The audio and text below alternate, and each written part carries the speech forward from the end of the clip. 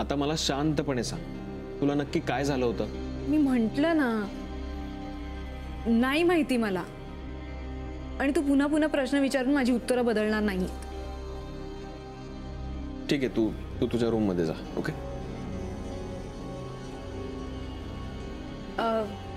एक विचारू? विचार ना. त्या फडके डॉक्टर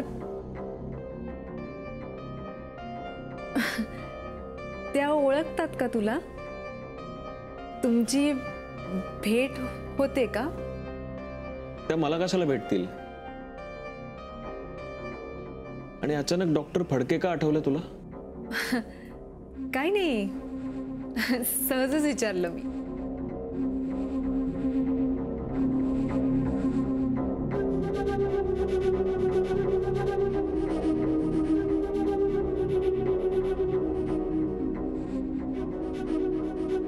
नक्की?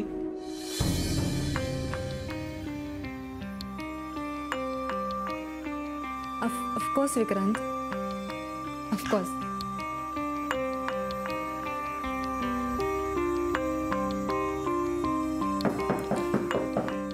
May I come in, sir? Yes.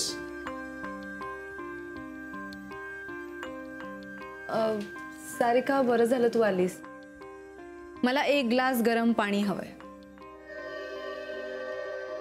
हो मॅम, मी आणते. मॅम, तोपर्यंत तुम्हाला हवं असेल तर तुम्ही तुमच्या रूममध्ये जाऊन आराम करू शकता. आणि मला इकडेच थांबायचं असेल तर?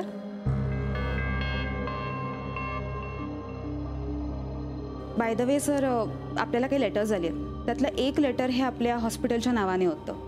मी ते लेटर वाचलं. सर, ते पत्र खूप जास्त इंटरेस्टिंग आहे. तुम्हाला हवं तर मी वाचून दाखवू का? वाच ना. मी वाचते. तुझा आणि माझ्यासाठी गरम पाणी घेऊन ये. ओके? बरं, आजच.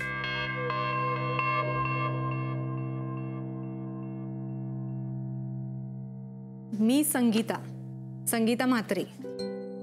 माझ्या डिलिव्हरीला कानपूरहून माझी बहीण यायची होती. मला माहेरचं दुसरं कोणीच नाही, पण बहीण काही कारणाने येऊ शकली नाही. त्यामुळे मला खूप भीती वाटत होती. आपली काळजी घेणारं कोणी नाही असं वाटत होतं, पण तुमच्या हॉस्पिटलमध्ये अगदी घरासारखं वाटलं. आणि विशेष म्हणजे मानसी मॅडमनी खूप काळजी घेतली. त्यांनी माझ्या बहिणीची कसर भरून काढली. सर, मानसी मॅडम खूप मोठ्या होणार, कारण आमच्यासारख्यांचे खूप खूप आशीर्वाद आहेत त्यांच्या पाठीशी. तुमच्या हॉस्पिटलमधला प्रत्येक दिवस एक वेगळी आणि सुंदर आठवण होती. अर्थात याला सुद्धा कारणीभूत मानसी मॅडमच आहेत.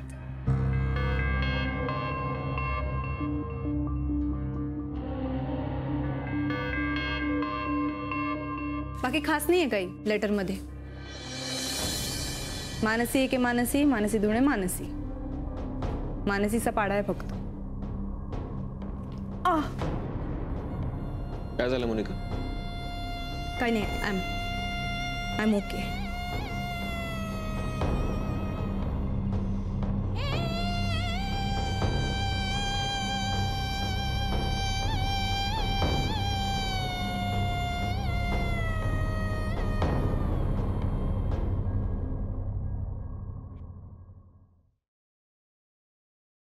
गीता, नव्या रूमची गंमत काही वेगळीच असते ना. नवीन घरात आल्यासारखं वाटतं. नाही, ते बरोबर आहे, पण जुन्या खोलीत पण सारखं जावंसं वाटतं नाही. अटॅचमेंट. आणि मुलांना जास्त असते का? तुला सांगतो, मुलांना सारखी त्या रूम मध्ये जात असतील बघ. हो, सारखी जातात सुद्धा आणि सारखी ओरडा खातात सुद्धा. म्हणजे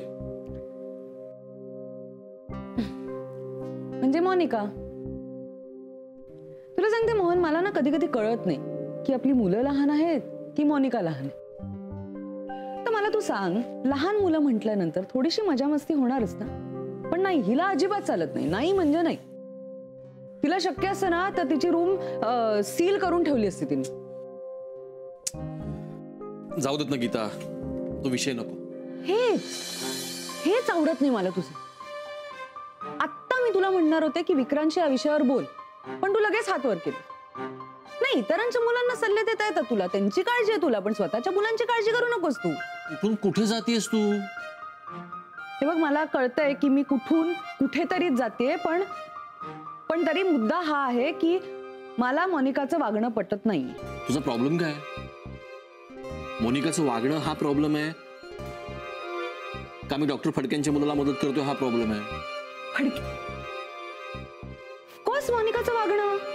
ओके ओके, तुझी सुद्धा अशी चिडचिड व्हायची तेव्हा मी काय म्हणायचो आठवतंय? काय? आई झालीस ना की शांत होशील, पण ते झालंय उलट. आई झाल्यावर तुझी चिडचिड वाढली आणि शांत मी झालोय.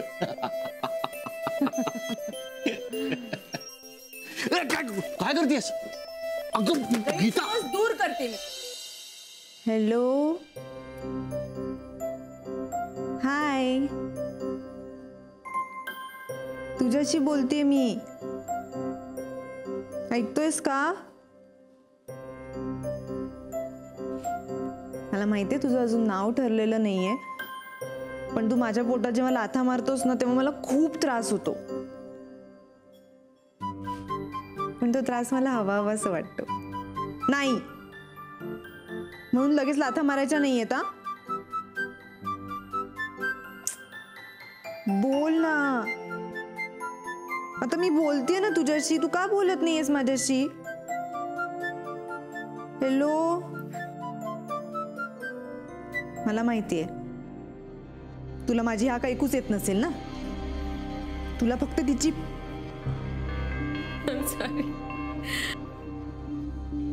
ताई, तू तुझ्या पोटातल्या बाळाशी बोलतेस? That's so cute. I am sorry, मला डिस्टर्ब नव्हतं करायचं. Carry on. आता नाही काही बोलणार, ते आमचं टॉप सिक्रेट होतं. ओ, पण ते तर मी ऐकलंय. सो क्यूट ताई. आणि काय म्हणत होतीस तू? ते तुझं ऐकत नाही आत्तापासून.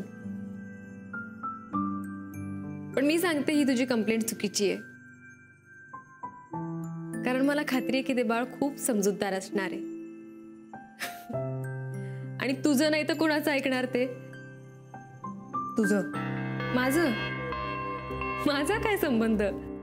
तुझा नाही तर मग कोणाचा संबंध आहे? काय बोलतेस तू ताई? मानसी, आऊच, काय झालं? तुझं नाव जरी घेतलं ना तरी मला लाथा खाव्या लागतात. अगं पण मानस, गॉड, बघितलंस पुन्हा? मानसी प्लीज, मला ना ह्याचा खूप त्रास होतोय. तू प्लीज इकडून जा, निघ ना. मला त्रास होतोय म्हणून तरी निघ प्लीज.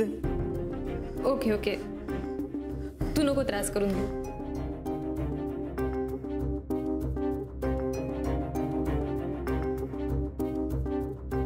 मी बोलल्यावर का नाही लाथा मारत? माझं ऐकायचंच नाहीये का? हा काय प्रश्न आहे? मलाही कळत नाहीये काय चाललंय ताईचं. तिला म्हणे खात्री पटलीये की माझं नाव ऐकल्यावर पोटातलं बाळ तिला लाथ मारतं. पण त्यात खटकण्यासारखं काय? हे सगळ्यांच्याच बाबतीत होतं. तेच तर मलाही कळत नाहीये. मी तर बहीण आहे तिची. माझा का राग येतोय तिला? ह्याचं उत्तर माझ्याकडे असतं तर बरं झालं असतं. इथे आल्यापासून मी इतकी बाळणपणं पाहिली. त्यातलं कोणीही माझं नातेवाईक नव्हतं, पण त्यातली प्रत्येक बाई टप्प्याटप्प्यानं आई होताना ती आई पण, तिला होणाऱ्या वेदना, तिला पडणारी स्वप्न, यातली प्रत्येक गोष्ट शेअर करत होती माझ्या बरोबर. आणि त्या प्रत्येक बाईचं ऐकून घेताना माझ्या मनात मात्र एकच गोष्ट असायची की हे सगळं मी खूप जवळनं अनुभवणार आहे जेव्हा हे सगळं माझ्या ताईच्या बाबतीत होईल. तिचं सांगणं, तिला इमॅजिन होणाऱ्या बाळाचं वर्णन ऐकणं, त्याच्या मस्तीच्या तक्रारी ऐकणं, कधी तिच्याशी, कधी पोटातल्या बाळाशी गप्पा मारणं, ही सगळी स्वप्न रोज बघत होते मी.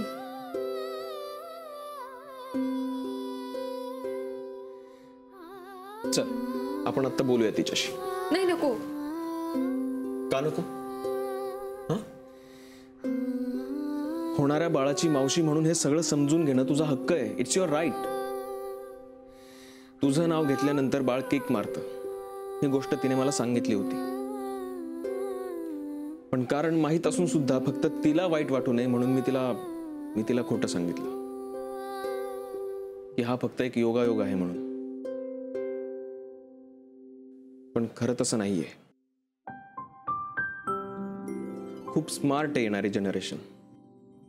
म्हणजे कालपर्यंत जन्मलेल्या मुलाला सगळं कळतं असं म्हणायची पद्धत होती. पण आज मी ठामपणे सांगू शकतो की आत्ताची जनरेशन आहे, तिला पोटात असल्यापासूनच कळतं की कोण आपलं आहे आणि कोण परक.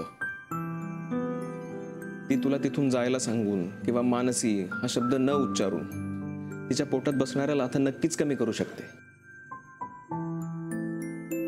पण जेव्हा त्या बाळाच्या हाका सुरू होतील तेव्हा ती काय करेल? मानसी, वाईट वाटून घेऊ नकोस. कारण न बोलता बरंच काही सांगता येतं. ही कला ते बाळ पोटातल्या पोटात तुझ्याकडनं शिकतंय. ह्यालाच तर रिलेशन म्हणतात. त्याने अजून तुला पाहिलं सुद्धा नाहीये तरी त्याला तू कळलीयस. मानसी, काही नाती असतातच अशी. प्रत्यक्षात जरी बोलणं कमी असलं ना तरी एकमेकांशी गप्पपणे बरंच काही बोलत असतात.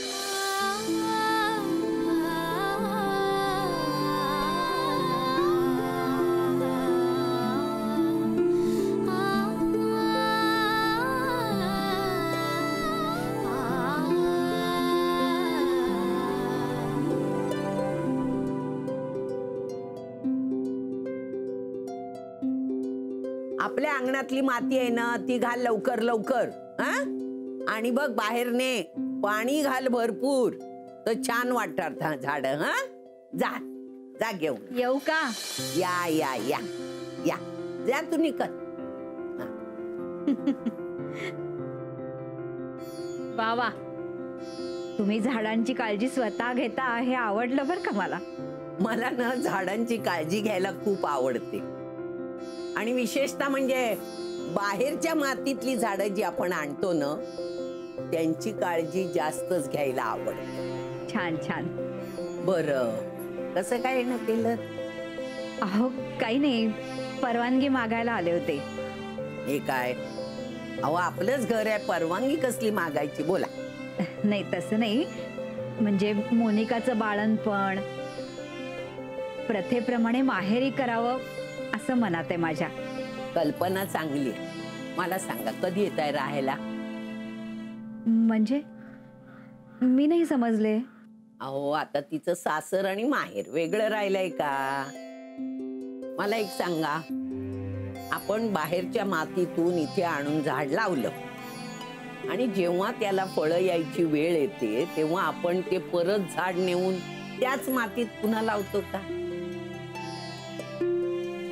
मोनिकाचं बाळंतपण इथंच व्हावं हीच आमची इच्छा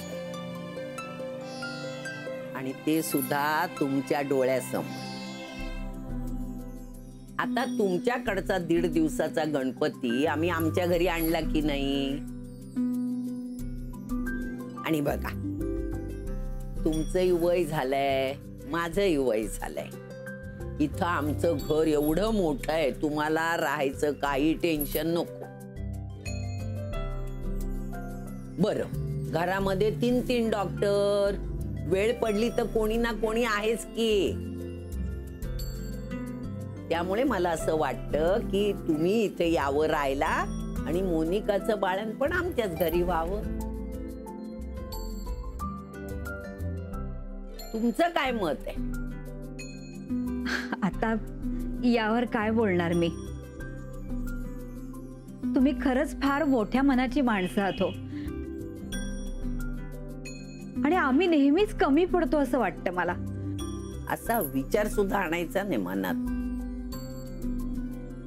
आपली घरं काय वेगळी आहेत का? चला चहा प्यायल्याशिवाय सोडायची नाही मी. हो नाही नाही राहू दे आता मी निघते. मी काही एक ऐकणार नाही. आज चला, आज चला चला चहा पिऊया.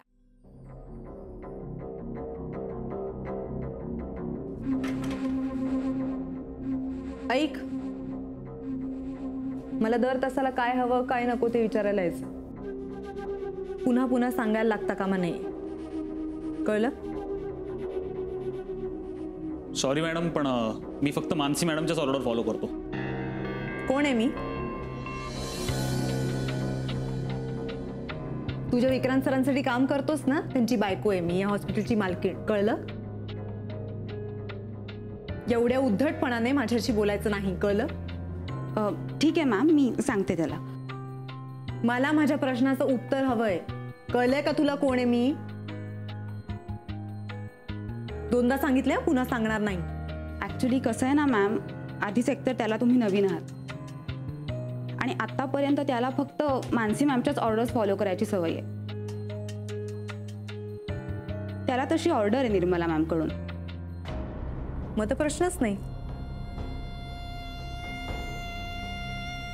कमाल वाटते मला मनू. फारच फास्ट आहेस तू.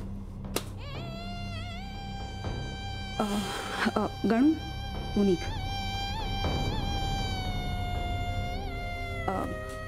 मॅडम त्याचं काय माहिती आहे का, तुमच्या बेबीला तुमची बहीण खूप आवडते ना. ॲक्च्युली मी माझ्या घरी सगळ्यांना सांगितलंय की जेव्हा जेव्हा मॅमचं नाव घेतलं जातं तेव्हा तेव्हा बेबी पोटातून किक मारतं. तुम्हाला माहिती आहे सगळं का होतं? विचारलं मी? विचारलं का? उगाच ज्ञान कशाला पाजळतीयस? कामं नाही दुसरी तुला? नाही, मी आपलं सहज म्हटलं गप्पा मारायला. विषय तेवढाच, बाकी काही नाही. तुझ्याकडे दुसरा विषय नाहीये का सारिका गप्पा मारायला? सगळे विषय संपले? नाही, तुम्हाला राग आला असेल तर I am sorry ma'am. Sorry म्हणायची गरज नाहीये सारिका, प्लीज निघ. बरं ठीक आहे मॅम, तुम्हाला काही लागलं मला तर सांगा. ओरडायला लावू नकोस. निघ.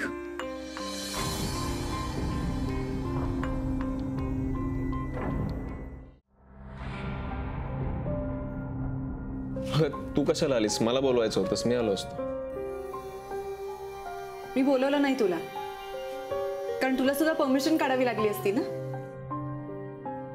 परमिशन? हो, मानसीला विचारावं लागलं असतं ना तुला, कारण मी इकडे आल्यापासून तेच ऐकतेय. म्हणजे अगदी डॉक्टर्स पासून ते वॉर्ड बॉय पर्यंत सगळ्यांना विचारावं ते हेच सांगतात की आम्ही फक्त मानसी मॅडमचंच ऐकतो. हे थोडं अति होत नाहीये का? एक्झॅक्टली. थोडं नाही, फार अति होतंय विक्रांत. सगळ्या गोष्टी मानसीला विचारून करायच्या. मला जर काही हवं असेल तर मानसी मॅडमना विचारायचं. म्हणजे मला काय हवं नको ते मानसी मॅडम ठरवणार, ती ऑर्डर देणार. तुला काही खटकलं नाही तर श्वास घ्यायला प्रॉब्लेम होतो का ग? नाही, कारण मला तसं वाटायला लागले आता. तुला कोणा दुसऱ्याचं ऐकायला लागू नये म्हणून स्वतः तुझी काळजी करायला तयार झाली आहे ती.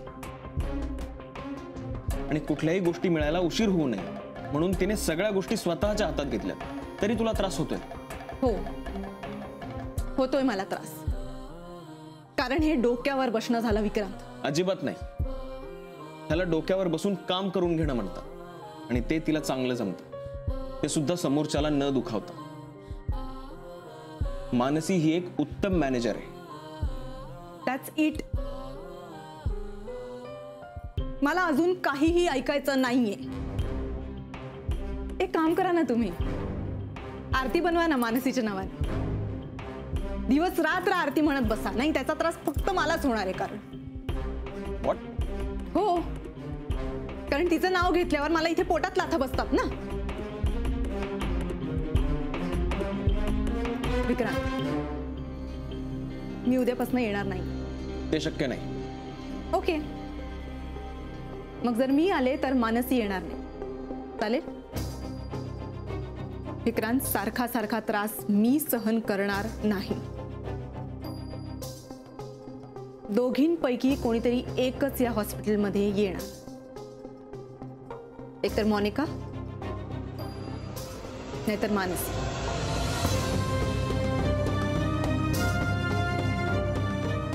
एकतर मी नाहीतर ती.